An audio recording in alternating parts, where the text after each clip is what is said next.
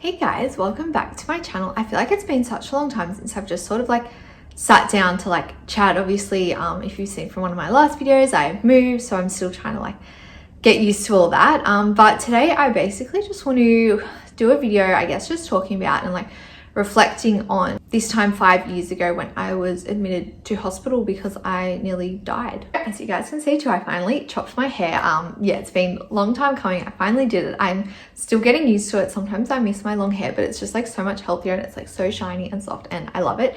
And also too, just addressing the elephant in the room, my hands, obviously very different color to the rest of my body. I actually have, it's pronounced Raynaud's condition. So I basically just have circulation issues in my hands, so that's why they're blue. So I've addressed that. Let's just get on with the video. So for those of you that might be new here or don't know my story, I do have a lot of other videos on my channel that I made years ago talking about this, so I will link them all below. But basically, long story short, 5 years ago I was really struggling with my eating disorder and it basically nearly killed me. I was admitted to hospital 5 years ago today.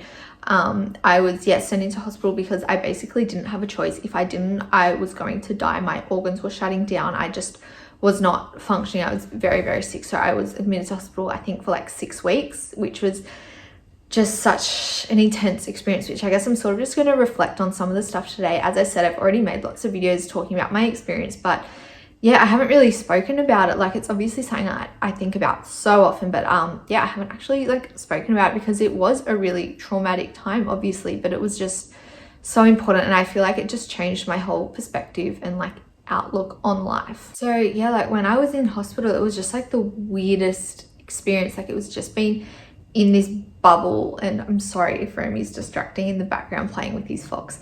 But yeah, it was just so crazy because it was just no connection to the outside world. I mean, obviously I could still speak to my friends and family and stuff, but just in the unit all day we had this schedule. It was just it was weird. It was something it was actually really surprised me how quickly I got used to it, just being in this confined space. And it was obviously so overwhelming and so hard coming in from, I had a very restrictive eating disorder, so I was barely eating anything, not going into details about that because it's not necessary, but going from that and literally then just being thrown in the deep end and having to eat just so much, because I guess the whole idea of being in there is they want you to gain as much weight as your body needs to, but they want to do it really quickly. And obviously it was so important for me because my organs were shutting down. I just needed that nutrition.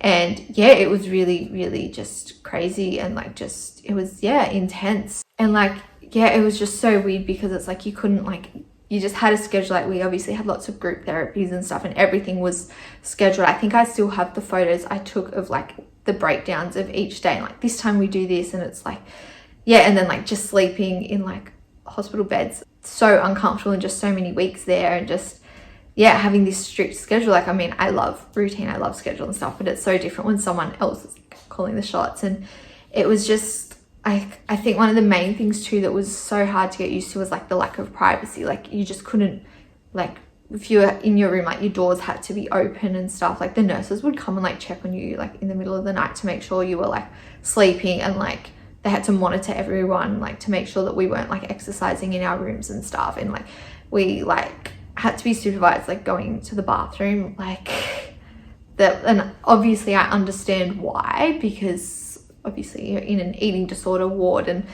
the whole idea is, yeah, obviously everyone has different experiences and stuff, but they obviously need to make sure that people aren't going and purging in the bathrooms. But yeah, it was just no privacy. And yeah, it was really intense, but it was also so just being around people that are going through the exact same things as you, and we're all working together. And obviously everyone's at different points in their recovery because it's everyone stays in hospital for different amounts of time. So when I got there were obviously I was new. There were some people that had already been there for 8 weeks or whatever, and sort of you get then new people come in. So then once I'd been there 4 weeks, someone else will come in, and it's sort of, yeah, everyone's at different spaces, but when we go to group and we all share and we're all really going through the same things. And most of the nurses were so lovely. There was 2 nurses in particular that I will never forget them. They were they were the ones that saved my life. They were there for me, and it was just, yeah, like I just think nurses are just so underappreciated. Like they're just so amazing, and they did so much, and they were just so helpful, like just sitting at the table like when we're trying to eat, and they were just so nice and just such a calming presence, and they made things like so much easier. And yeah, as I said, I have whole other videos on my hospital experience, but yeah, like it's just so crazy to think like how scary that time was. Like I remember every night I was so afraid to go to sleep, because every night I went to sleep I thought, okay, what if this is the night where I don't wake up?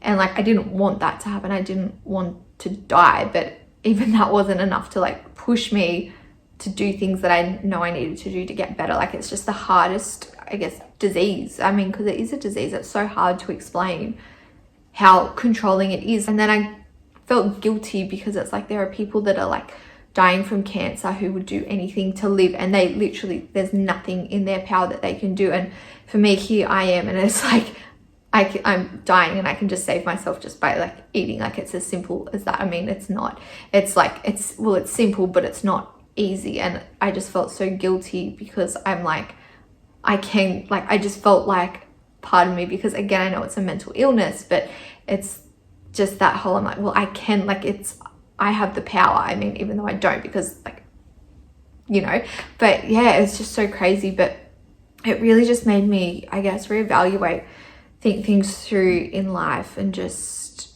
yeah, realize what's important and what I actually want. And it just really, I think, has led me just to have a lot more simple life and a just more simple approach to things and what I want. And like I don't need all these extravagant stuff, and it's just really made me focus on like just health is so important, like physical and mental health, and just feeling good physically and mentally every day is like, that's literally all I want. Like I can be doing whatever else with whoever else, but as long as like at the end of the day I'm like, I don't need a big house and like a fancy car and all this money and expensive stuff. I mean, sure, like it would be lovely, I'm not going to say no, but it's not the foundation of what I want my life to be. And like it's so crazy that it took me literally nearly like dying to go through that. And yeah, like it's just so weird to think in like the last 5 years I feel like has all been a blur in like recovery. I've had so many ups and downs, and like obviously I'm still like working, like I still have a ways to go. I wouldn't say I'm fully recovered, but I'm like just in such a better space than I was. I am still, yeah, as I said, I have things to work on and stuff, but like I'm enjoying food again. I'm just like, I'm nourishing my body. I'm still not nourished enough. I still have lots of other physical issues and stuff, but I'm like so much better than I was. And it's been such a tough journey, but it's still like, I know that it's going to be worth it to keep pushing through towards full recovery. I still am like, I guess, dealing with long-term effects of all the damage I did to my body for the years of my eating disorder. I have all this other stuff that's now catching up with me from like just how I was not treating my body and nourishing it properly. So I do still have lots of physical health complications and concerns, which is like so annoying. But I know the longer I delay full recovery, the worse these symptoms are going to be, and like the longer they're going to last for. So it's like, I've done so many videos, and I always talk about like, that's a whole other thing about just like recovery and stuff, which I can so do more videos on that. But I guess I kind of just wanted to, I don't know, reshare a bit of my story for people that may not know. And I think, yeah, just mainly making this video more for me, just reflecting on, like, I remember being told that I wasn't going to live to be 21. I was told that, like, when I was told that, yeah, if I keep doing what I was doing, that I wouldn't make it to 21. And here I am at 25, and I, you know, like I did, obviously I had lots of help, but I mean, I have to give myself credit. I have to be proud of myself that it's like, well, no, I'm the one that actually did it. I was one that pushed and chose recovery when I didn't want to. I blocked out the voices. I fought through, I pushed through it. And yeah, even though like sometimes I'm like, I didn't try hard enough, I didn't do it soon enough, or I didn't do enough, I still did it. I still, you know, I defied those odds. I made it. I'm 25, and yeah, I hope to have a long, healthy, happy life ahead of me. And yeah, I don't know, hope this was interesting. And yeah, let me know if you want any other sort of videos. I can like go back. I still have like my diary journal thing that I kept while I was in hospital, which I haven't read since I wrote it. But yeah, if you want any more, if you want me to do updates on, I guess, my hospital experience or like my recovery journey or any videos in general, except what I eat in a day, so I'm not doing them. But yeah, let me know, and otherwise I will see you later. Bye.